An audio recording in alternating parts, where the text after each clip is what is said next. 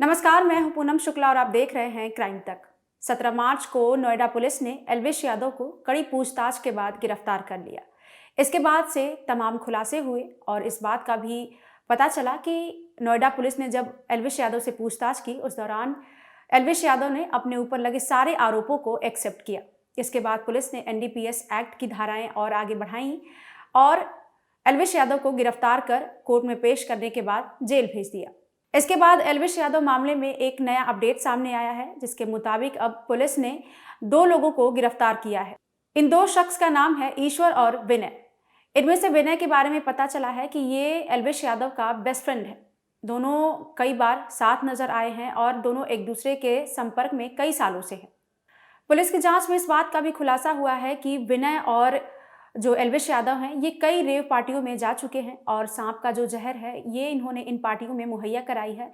और जब एफएसएल की रिपोर्ट आई, उसके बाद ये पाया गया कि जो जहर का नशा पार्टियों में यूज़ किया गया है वो सांप का जहर ही था। इसके बाद पुलिस ने आगे की कार्रवाई करते हुए एल्विश यादव को जेल भेजा ही, साथ ही उनके 2 फ्रेंड्स को भी गिरफ्तार किया है, जिनसे पुलिस लगातार पूछताछ कर रही है और हो सकता है कि इनसे आगे और नए खुलासे हों। इसके अलावा हम आपको बता दें कि एल्विश यादव का ये जो केस है, इसमें पुलिस का मानना है कि एल्विश ने जो कुछ भी किया है वो उसने अपना फैन बेस बढ़ाने के लिए किया है, अपने फैन के बीच अपना ओहदा और भी ऊंचा करने के लिए किया है कि वो ये दिखाना चाहते थे कि उनका पुलिस कुछ भी नहीं बिगाड़ सकती, वो जो चाहे कर सकते हैं और वो ऐसी पार्टियों में जाकर जो चाहे इलीगल काम कर सकते हैं और पुलिस उनके सामने कुछ भी नहीं है। मुकदमा अपराध संख्या 461/23, जिसमें कुछ दिनों पहले एल्विश यादव की गिरफ्तारी हुई थी, उसी संदर्भ में आज 2 अन्य लोगों की गिरफ्तारी हुई है।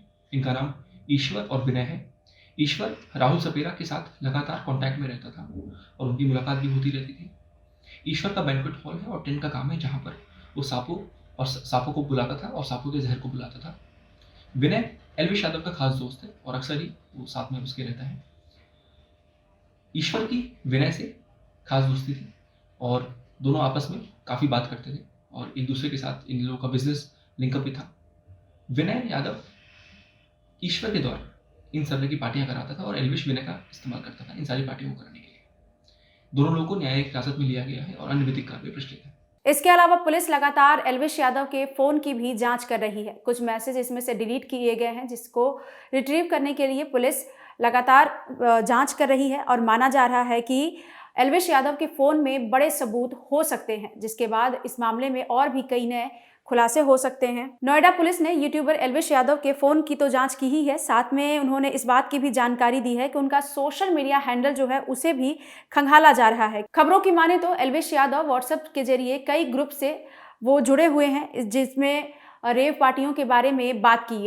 पुलिस के हाथ एल्विश यादव के जो व्हाट्सएप ग्रुप लगे हैं उनके लोकेशन भी पुलिस ट्रैक कर रही है। एल्विश के फोन को खंगालने के लिए पुलिस फॉरेंसिक टीम की भी मदद ले सकती है। फोन की जांच के बाद इस बात का खुलासा हुआ है कि इस फोन में कई बड़ी हस्तियों के नाम भी शामिल हैं। पुलिस अब जल्द ही इनसे भी पूछताछ करेगी और हो सकता है कि कई और गिरफ्तारियां भी इस दौरान होंगी। आपको बता दें कि एल्विश यादव केस में अब एक और नाम सामने आया है, जिसका नाम है फजिल पुरिया। ये भी एक सेलिब्रिटी हैं जिनका नाम इस केस में सामने आ रहा है। इसके अलावा आपको बता दें कि ईश्वर और विवेक के बारे में जो जानकारियां सामने आ रही हैं, उसमें पता चला है कि ईश्वर का खुद का बैंक्वेट हॉल है। ये वही बैंक्वेट हॉल है जहां पर एल्विश यादव ने रेव पार्टी की थी और उस दौरान सांपों के जहर का नशे के रूप में इस्तेमाल किया गया था।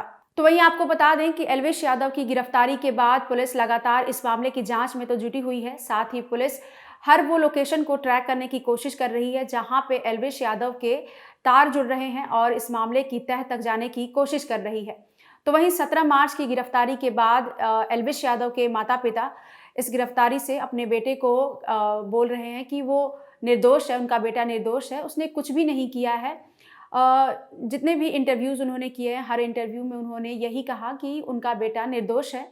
काफ़ी इमोशनल भी नज़र आए और उन्होंने अपने बेटे के बचाव में बहुत सारी बातें कही। एक बार आप ये इंटरव्यू देखिए, जिसके कुछ अंश हम आपको दिखा रहे हैं। मैं ये कह रहा हूँ कि मुझे 1000-2000 जन्म लूँ तब भी ऐसा ही बेटा चाहिए, पहली बात, जिस पे मैं फख्र करता हूँ।